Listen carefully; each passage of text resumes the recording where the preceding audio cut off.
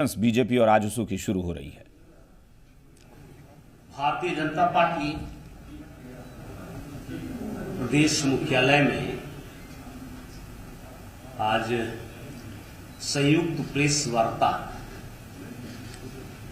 के इस अवसर पर अपने बीच आजसू के सुप्रीमो आदरणीय सुरेश कुमार महतो जी, आजसू के वरिष्ठ नेता श्री चंद्र प्रकाश चौधरी जी, पूरे भारतीय जनता पार्टी प्रदेश के महामंत्री आदरणीय दीपक प्रकाश जी और आप सब पत्रकार मीडिया के मित्रों, आज के प्रेस वार्ता में आप सभी का प्रदेश मुख्यालय में हम स्वागत करते हैं, अभिनंदन करते हैं। देखिए, आज का जो प्रेस वार्ता है, भारतीय जनता पार्टी और एनडीए और पूरा देश यह चाहता है कि दुनिया का सर्वाधिक लोकप्रिय नेता, देश के लोकप्रिय प्रधानमंत्री आदरणीय श्री नरेंद्र भाई मोदी जी दोबारा से इस देश के प्रधानमंत्री बने। इसके लिए नमो एगाइन कि इस कार्य को हमें आगे बढ़ाना है, ताकि हम जानते हैं कि पिछले 4.5 वर्षों में देश के लोकप्रिय प्रधानमंत्री जी ने सर्वांगीण विकास और राष्ट्रीय सुरक्षा के मामले पर बहुत देश को सम्मान दिलाया, आगे बढ़ाया। इसीलिए हम सभी एनडीए के सभी नेता और कार्यकर्ता यह चाहते हैं कि दोबारा से नरेंद्र भाई मोदी जी के नेतृत्व में 2019 के लोकसभा चुनाव में पूर्ण बहुमत की सरकार बने। यह हम सभी कार्यकर्ता चाहते हैं और इस ओर हमारा एक अपना जो कदम है हम लोगों ने आगे बढ़ा चुका है। अपने प्रदेश के अंदर लोकसभा की 14 सीटें हैं। 14 के 14 सीट पर एनडीए गठबंधन चुनाव लड़ेगी। ऐसे यदि मैं आपको बता दूं कि भारतीय जनता पार्टी 13 लोकसभा सीट पर चुनाव लड़ेगी, मैदान में उतरेगी और एक सीट हम आजसू के लिए यानी गठबंधन के लिए हमने रखा है। दोनों मिलकर के एनडीए की बहुमत की सरकार केंद्र में बने, आदरणीय नरेंद्र भाई मोदी जी के नेतृत्व में सरकार बने और जिस तरह हमने 4.5 वर्षों में एनडीए की सरकार ने काम किया है, उससे भी बेहतर, उससे भी अच्छा आने वाले दिनों में हम काम करें, हमारा यह भारत आगे बढ़े, इस विश्वास के साथ हम काम कर रहे हैं। नरेंद्र मोदी ही क्यों, यदि आप देखेंगे कि 2014 लोकसभा चुनाव के बाद से अनेकों अनेक काम देश के हित में, देश में रहने वाले सभी समाजों के हित में भारतीय जनता पार्टी एनडीए की सरकार ने काम किया है। जैसे सबका साथ सबका विकास, ये हमारा मूल मंत्र था और इस मूल मंत्र में हमने सभी जाति संप्रदाय को सरकार की जितनी भी योजनाएं हैं उससे हमने लाभान्वित करने का काम किया, लाभ दिलाया है। और इस प्रेस वार्ता के माध्यम से मैं यह भी कहना चाहता हूं कि आज के बाद से हम भारतीय जनता पार्टी और आजसू जिले स्तर में विभिन्न प्रकार की जो बैठकें होगी वह समन्वय बना करके हमारा भारतीय जनता पार्टी के जिला के अध्यक्ष और आजसू के जिला के अध्यक्ष और एनडीए के सभी प्रमुखों का समन्वय स्थापित करके हम बैठे। ऐसे तो आजसू हमारा बहुत पहले से ही हमारा चुनावी गठबंधन है, वर्षों से हम लोग मिल करके काम किए हैं और हम सभी जगह मिल करके काम करने का काम किए हैं और आगे भी 2019 के लोकसभा चुनाव में बेहतर तालमेल करके एनडीए की सरकार दोबारा से केंद्र में बने, इसके लिए मिल करके और मजबूती के साथ लड़ेंगे, काम करेंगे।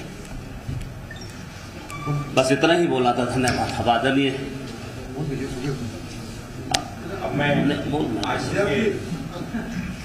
कौन सी सीट पहले आप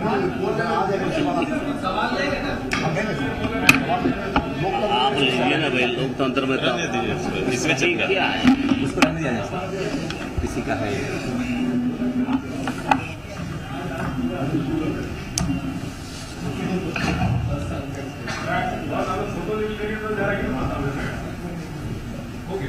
राजग के राज्य स्तरीय आजसू और भारतीय जनता पार्टी के इस संयुक्त प्रेस वार्ता में भारतीय जनता पार्टी के इस मुख्यालय में आदरणीय भारतीय जनता पार्टी के अध्यक्ष, मंच में आदरणीय प्रदेश के महामंत्री, हमारे पार्टी के वरीय उपाध्यक्ष और आप सभी का मैं हार्दिक स्वागत करता हूं। आज हम इस प्रदेश के अंदर राजग गठबंधन के विधिवत रूप से, यूं तो राष्ट्रीय स्तर पर इस गठबंधन का अनाउंसमेंट पहले हो चुका है, लेकिन क्षेत्रीय और राज्य स्तरीय प्रथम बार संयुक्त रूप से इस प्रदेश में 2019 के लोकसभा चुनाव को संयुक्त रूप से लड़ने के निर्णय को हम सभी घोषणा करते हैं। देश में एक मजबूत सरकार और मजबूत नेतृत्व आदरणीय नरेंद्र मोदी जी के नेतृत्व में 2019 में देश के 130 करोड़ जनता के बीच से इस प्रदेश के जनमत का एक बड़ा हिस्सा बनने की तैयारी हम संयुक्त रूप से करेंगे।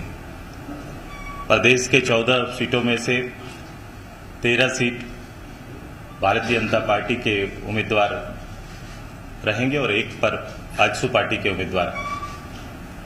हम मिलकर प्रदेश से लेकर बूथ स्तर तक इस संयुक्त अभियान में संयुक्त रूप से एक बड़े जीत को पुनर्स्थापित करने की तैयारी में हम सभी लोग आज से काम करेंगे। मुझे विश्वास है कि इस प्रदेश के 3 करोड़ से अधिक जनता भारत के इस सबसे बड़े लोकतंत्र में जो नेतृत्व उभर कर आया है और जिन्होंने अपने नेतृत्व से न केवल देश के 130 करोड़ जनता,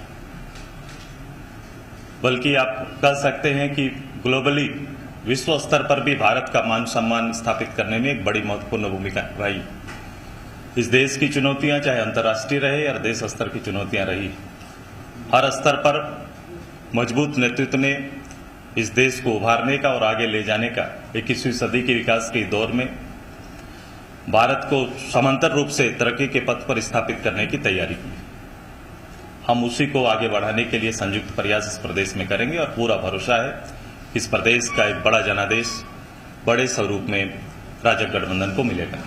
जी, आप 4 साल के दौरान सरकार की नीति और नियमों को मानने की जब पूछते रहे, ये चुनाव व्यवस्था कैसे हो?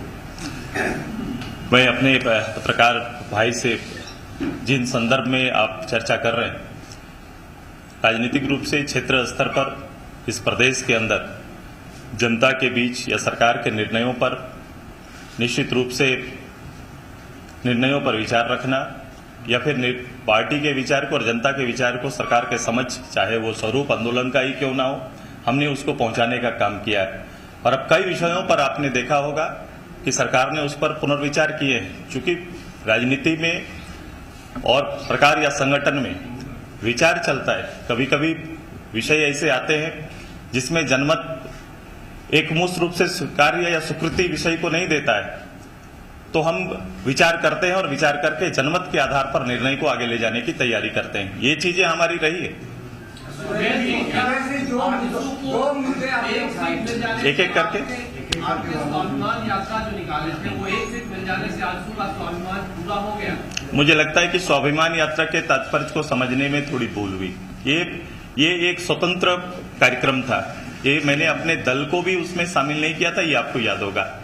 मैंने भारत के इस लोकतंत्र के अंदर में जो सिस्टम है, जिस सिस्टम के 1952 से लेकर अभी तक जो स्थापित है, सिस्टम की खामियों को हम उभारने का और जनता के साथ संवाद स्थापित करने के लिए मैंने 1300 गांवों का भ्रमण किया और ये समाप्त नहीं हुआ। मेरे सरकार में रहने और ना रहने का फर्क नहीं पड़ता है। पॉलिटिकल कार्यकर्ता है, जो राजनीतिक समझ सूझबूझ हमारी है और मैं जो महसूस करता हूं मैंने उसकी पहल किया है और ये समाप्त नहीं हुआ है। मैंने 1300 गांव अभी पूरा किया। शेष गांव चूंकि चुनावी माहौल में राजनीतिक चर्चाएं ज्यादा हो जाएंगी, वो विषय गौण हो जाएगा, इसलिए स्थगित है। ये यात्रा चुनाव के बाद प्रारंभ रहेगा।